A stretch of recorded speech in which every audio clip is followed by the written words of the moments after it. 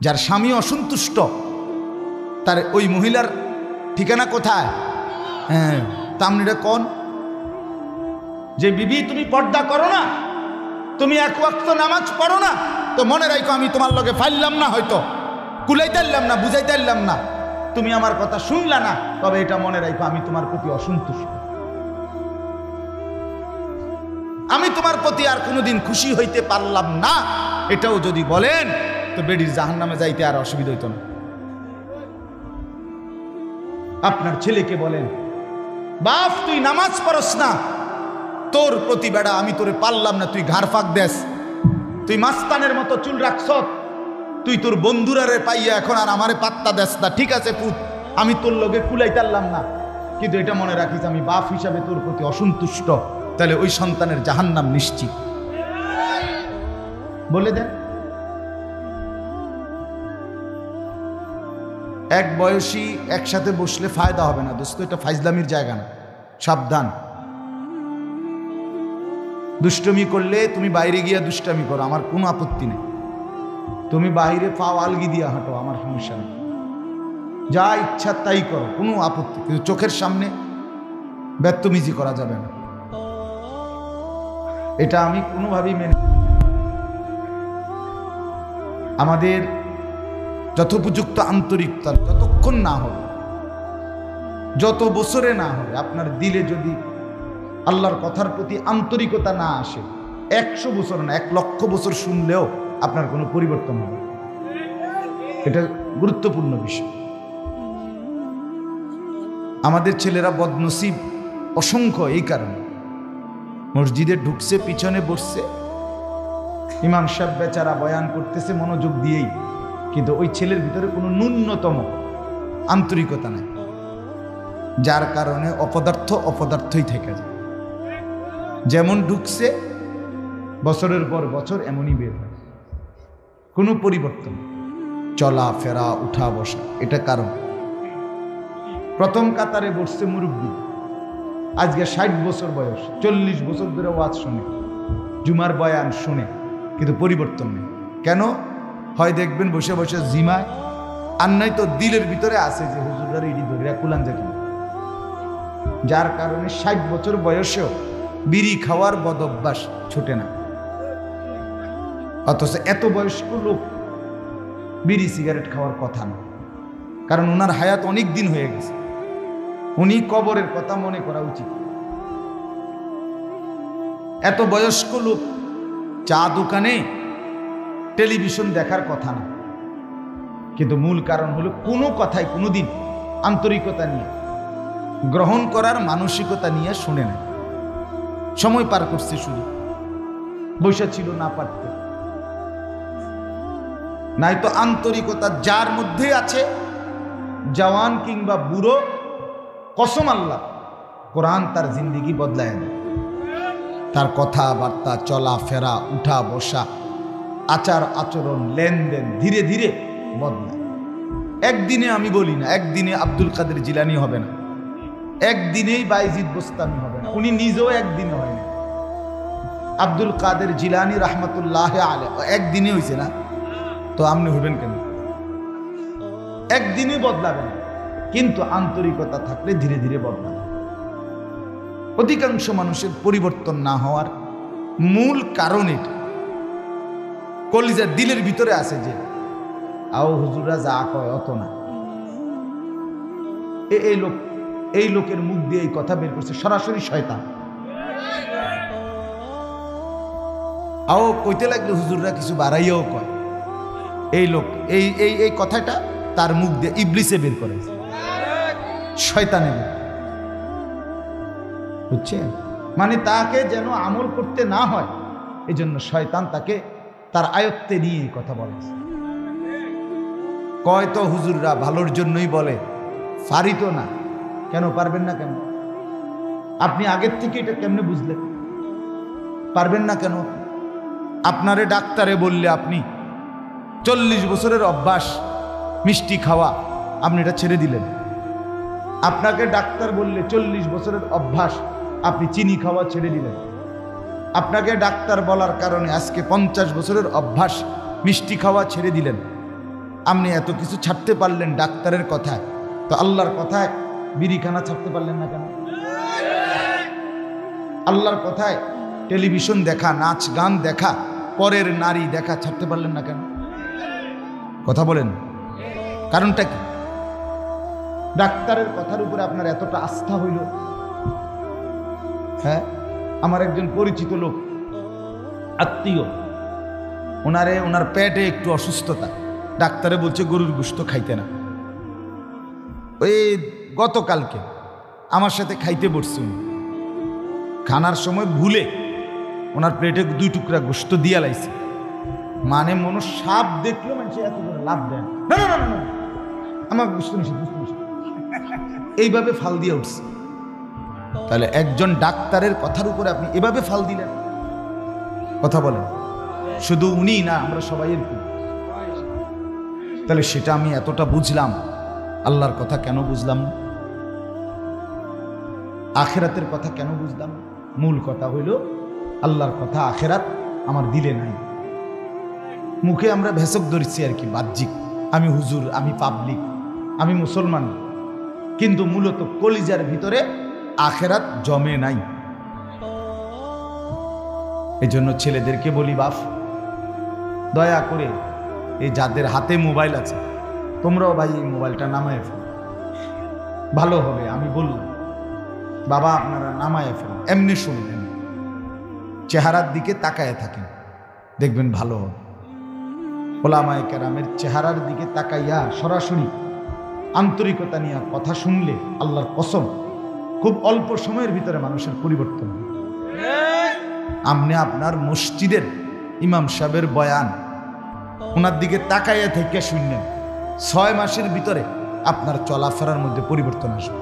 আমি পরীক্ষিত বলি, শর্ত হলো তাকাইয়া শুনলেন। ইমাম সাহেব ওয়াজ করে, আমনে সামনের কাতারে বৈশা এরম করে বেয়ারাম, মনে যেন বর্ষি দিয়া মাছ ধরে, ফালতু। অথচ এই বুড়া মিয়া সাদওয়ানে বেড়ার জোশের ঠেলায়, কথার ঠেলায় মানুষ আতফাও ধরি, আল্লাহ দোয়াই আপনি কুদ্দুর চাচা, আপনি কুদ্দুর থামেন, আল্লাহ দোহাই চাচা, কে হুনে কার কথা? চাচার কুদানি দেখলে জোয়ানেও ফেল। কিও ওইখানে আপনার ঘুম আসে না কেন? 3 ঘন্টা ধরে বসে গপ মারতেছেন, আপনি দেখো দূর হাইও ওঠে না, ও দূর ক্লান্তিও আসে না। আল্লাহর ঘরে ইমাম সাহেব কি 2 ঘন্টা ওয়াজ করে জুমার বয়ান? 1 ঘন্টা 40-45 মিনিট গড়ে, 40 মিনিট, আধা ঘন্টা 40 মিনিট মাত্র। এই কদ্দুর বিধি আপনি ঘুমাইতে ঘুমাইতে মাটির সাথে মিশে যাইতে আছেন। ঘটনা কি? মূল কারণ হইল উনি জানে ওনার দিলে এটা দিয়ে আমার লাগবে না। এগুলো হুজুরের এ সমস্ত কথা, এটি আমারও বিষয় না, হুজুরের বিষয়। আমি আল্লাহর রহমতে খাইয়া পইরা ভালো আছি, বুঝেন নাই? 3 ফুট বিদেশ, বাইত আল্লাহর রহমতে ঘরদুয়ার আছে, বাজার সদাই চলতেছে, পান বিড়ি বন চা বিস্কুট ফল ফলাদি ভাত মাছ খাইয়া ভালো আছে, খালাস, উনি তৃপ্ত। আরে বাপ, জিন্দিগি তো এখানে শেষ না, জীবন তো এখানে শেষ না। শুধু দুনিয়া আপনি ভালো আছেন এর নাম তো ভালো থাকা না। এখানের ভালো থাকাও স্থায়ী না, এখানের কষ্টে থাকাও স্থায়ী না। এখানে যে হাসতেছে সেও চিরস্থায়ী হাসবে না, এখানে যে কাঁদতেছে সেও চিরস্থায়ী কাঁদবে না, কাঁদবে। আজ রাত যার বাসর রাত, তারও ভোর হয়ে যাবে। আজকের রাত যার জেলখানার রাত, তার রাতও কি হয়ে যাবে? ভোর হয়ে যাবে। পৃথিবী কারো জন্য থাকবে না, আখেরাত আছে, কবর আছে। দোস্ত, এখানে আমরা দুনিয়াতে আপনি আমারে বাদ দিয়া আমি আপনারে বাদ দিয়া চলতে পারবো। আপনি আমারে পাশ কাটাইয়া চললেন, আমি আপনারে পাশ কাটাইয়া 900 কইরা চললাম। আমার ওনারে পছন্দ হয় না, আমি আরেকজনের কাছে গেলাম। আরেকজনের পছন্দ হয় না, আমি আরেকজনের কাছে গেলাম। এটা তো হইতে পারে, দুনিয়া তো এমন হইতে পারে বাপ। কিন্তু মৃত্যুকে পাশ কাইটা চলা, মৃত্যুকে এড়িয়ে চলা সম্ভব কি? স্বীকার করেন আর নাই করেন, হাসতে থাকেন আর কাঁদতে থাকেন, গুরুত্ব দেন আর ফালতু ফাইজলামি করেন, যাই করেন, মৃত্যু আপনাকে গ্রহণ করতেই হবে। তাইলে যেটা চিরবাস্তবতা, নিরেট সত্য, যে সত্যকে এড়াইবার কোনো সুযোগ নাই, সেই সত্যকে অস্বীকার করে যুবক বাপ কেউ বোকামি করলে হবে না। একবারে যত চালাক, মনে করেন পৃথিবীর কেউ তোমারে বুঝলো না ভাইয়া, কেউ ধরতে পারলো না, তোমার কোনো অপরাধ কেউ টের পাইল না, অসুবিধা নাই, তারপরও নির্দিষ্ট হায়াত। ঠিক কিনা বলেন না? দুনিয়ার কেউ আমারে বলার মতো সাহস করল না, আমি এত বড় বাহাদুর হইলাম, ঠিক আছে, তারপরেও হায়াত নির্দিষ্ট। হায়াত নির্দিষ্ট। পৃথিবীর সব ক্ষমতার মালিক হইল নির্দিষ্ট, আমি হায়াত আমার শেষ হয়ে যাবে। পৃথিবীর কোনো ক্ষমতা আমার না থাকলেও আমার হায়াত কি হয়ে যাবে? কুল ইন্নাল মাউতাল্লাযী তাফিররুনা মিনহু ফাইন্নাহু মুলাকীকুম। আল্লাহ তাআলা বলেন, নবী বন্ধু আমার, আপনি বলে দিন, মৃত্যু থেকে তোমরা যেখানেই পলায়ন করো না কেন, সে তোমাদের সাথে নিজেই মোলাকাত করবে। ফাইন্নাহু মুলাকীকুম, মৃত্যুই তোমাদের সাথে মোলাকাত করবে। তার মানে তুমি মৃত্যুর থেকে আড়াল হতে পারবে। আইনামা তাকুনু ইউদরিকুমুল মাউত ওয়ালাউ কুনতুম ফি বুরুজিন মুশাইয়াদা। আল্লাহ বলে, যদি তুমি এমন একটা দালান বানাও, যেই দালান অনেক উঁচা, অনেক উঁচা, কেউ এটা ডিঙ্গাইতে পারবে না, যেই দালানের চারদিকে এবং উপরে কোনো দিকে একটা ছিদ্র নাই, একটা পিঁপড়া ঢুকার জায়গা নাই, রব্বুল আলামিন বলে সেই নিশ্ছিদ্র সুউচ্চ দেওয়ালের বেষ্টনী ভেদ করেই মালাকুল মউত, মৃত্যু তোমাকে নিয়ে আসবে। আইনামা তাকুনু ইউদরিকুমুল মাউত ওয়ালাউ কুনতুম ফি বুরুজিন মুশাইয়াদা। তুমি কোনোভাবে আড়াল করো। গতকালকে ছেলেরা, বাপ আবারও বলছি, ছেলেরা আল্লাহর দোহাই, এটার ভেতরে বসে ভাইয়া কথা কইও না, বুট খাইও না, আমার অনুরোধ দোস্ত।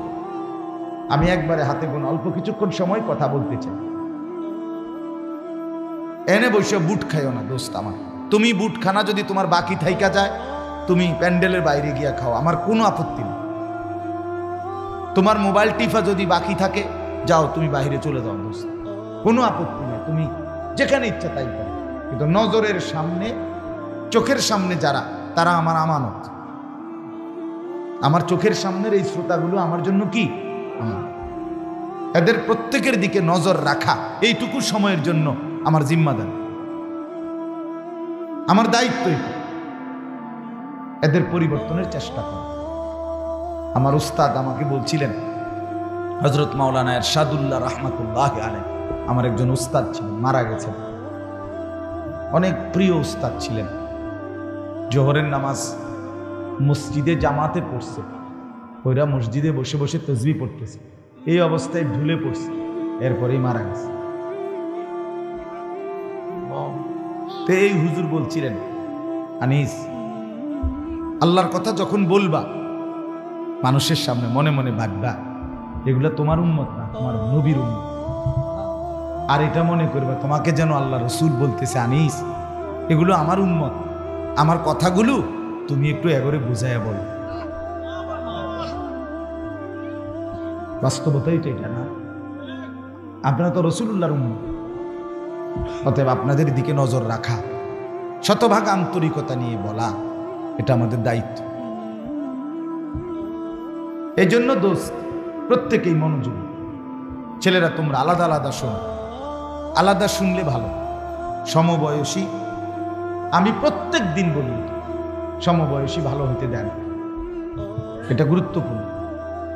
কোনো মানুষের জীবনের সবচেয়ে বড় অভিশাপ একটা অসৎ বন্ধু। সমবয়সী যদি খারাপ হয়, এই ছেলে আর জীবনে ভালো হয়ে উঠতে পারে না, এটা বড় সাংঘাতিক। অসংখ্য ছেলের জীবন নষ্ট করে দিছে তার সমবয়সী, চরিত্রহীন বানায় দিছে। সে কোনোদিন মদের আড্ডা চিনত না, কিন্তু ওই বন্ধু নামের জানোয়ার তারে মদের আড্ডা চিনাইছে। সে কোনোদিন জুয়ার আড্ডা চিনত না, জুয়া কেমনে খেলে বুঝতো না, কিন্তু বন্ধু নামের জানোয়ারে তারে জুয়া খেলা শিখেছে। সে কোনোদিন মোবাইলে উলঙ্গ ছবি দেখতো না, কিন্তু বন্ধু নামের শয়তান তারে মোবাইলে ছবি, নাচ, গান দেখা শিখেছে। কোরআনুল কারীমে আছে দোস্ত, সূরা ফুরকানের মধ্যে কিয়ামতের দিন অসংখ্য কাফের, বেঈমান, পাপী, নাফরমান নিজের আঙ্গুল এইভাবে দাঁত দিয়া কামড়াবে এবং কামড়াইয়া ছিঁড়ে ফেলতে চাইবে। ইয়াদু যালিমু আলা ইয়াদাইহি, আর বলবে কেন এরকম করবে? এই কামড়াইয়া দাঁত দিয়া আঙ্গুল কামড়াইয়া ছিঁড়তে চাইবে আফসুসে আফসুসে। কি আফসুস? আফসুস করবে, ইয়া লাইতানি লাম আত্তাখিজ ফুলানান খলিলা, হায় দুনিয়ার তাকে যদি বন্ধু না বানাইতাম। এটা কোরআন শরীফের আয়াত। হায় যদি তাকে বন্ধু না বানাইতাম, যে আমাকে অশ্লীলতা, বেহায়াপনা, নারীর নাচ, জিনা, ব্যভিচার, মদ, জুয়া, এক ওয়াক্ত নামাজের কথা যে মনে করায় নাই, ওই অসত্রে ওই শয়তানকে যদি বন্ধু না বানাইতাম। বিকাল ৩টা বাজে বের হইছে, রাতের 10টায় ঘরে ফিরছে, 7 ঘন্টা বন্ধুদের সাথে ছিল। একটা বন্ধু একবারও বলে নাই যে দোস্ত আসরের নামাজ পড়বা না, মাগরিবের নামাজ পড়বা না, এশার নামাজ পড়বা না। তাহলে এরা কি বন্ধু আসলে? এরা তো শয়তান, এরাই তো ইবলিস। আল্লাহ তো কোরআনে বারবার বলছে শয়তান প্রকাশ্য শত্রু, আদুউম মুবিন, প্রকাশ্য শত্রু। তার মানে শয়তান প্রকাশ্য। তাহলে প্রকাশ্য হইলে কই? আমরা দেখি না কেন? এগুলো যে গুনার দিকে ডাকে, গুনার দিকে আমন্ত্রণ করে, গুনার দিকে সহযোগী করে, এই হইল প্রকাশ্য শত্রু। এটাই শয়তান, এটাই। এই জন্য উত্তম সঙ্গী বড় নিয়ামত। আমার গাড়ির ড্রাইভার আজকে 5 বছর আমার গাড়ি চালায়, আমার ড্রাইভার 5 বছরে আল্লাহর কসম চলার পথে, আমার জিন্দিগি গাড়িতে, আমার জীবনের হায়াতের খুব কম সময় ঘরে গাড়িটাই বেশি। তা আমার এই 5 বছরে যতবার আমি নামাজের কথা মনে করাইছি, কসম সে তার চাইতে বেশি আমারে মনে করাইছে। আমার উত্তম সঙ্গী।